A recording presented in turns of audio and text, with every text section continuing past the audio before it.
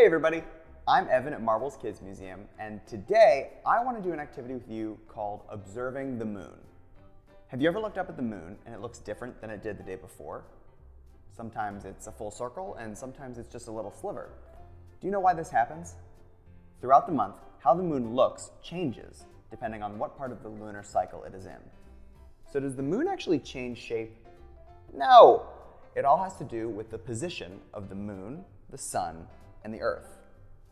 To see how this actually works, we're going to do a little experiment, and all we'll need is a pencil, a moon, and a light source. If you don't have a nice squishy moon like I do, you can make your own out of tin foil, like this.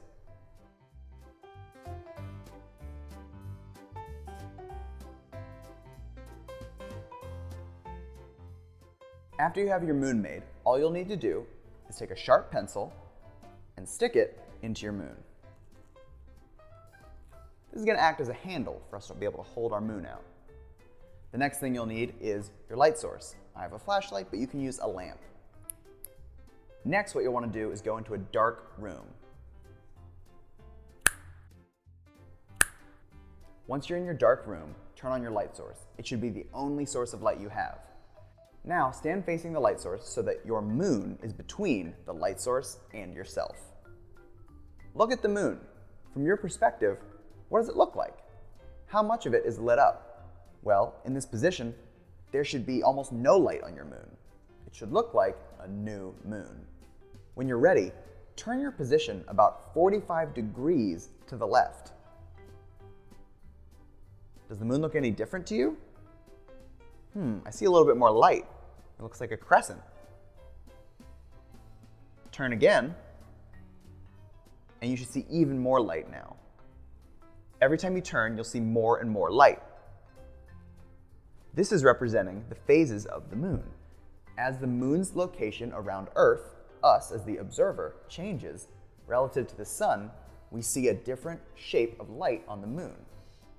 Continue this process until you've spun in an entire circle and seen the different phases of the moon. See if you can identify the new moon, the waxing crescent, first quarter, waxing gibbous, full moon, waning gibbous, third quarter, and waning crescent. And then you're back to new moon.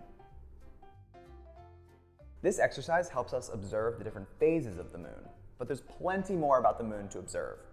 If you look at it, you can see a bunch of holes and dots on our moon. What are they? They're impact craters from meteors hitting into the moon. And if you look closely with your bare eye, you can see impact craters. You could even use binoculars or a telescope to see the details of the moon even clearer. Wow. But if you don't have one of these, you can even use your smartphone camera to get a clear picture of the moon. Share pictures and videos of your moon observations with us on social media at Marbles Kids Museum. And we'll see you next time.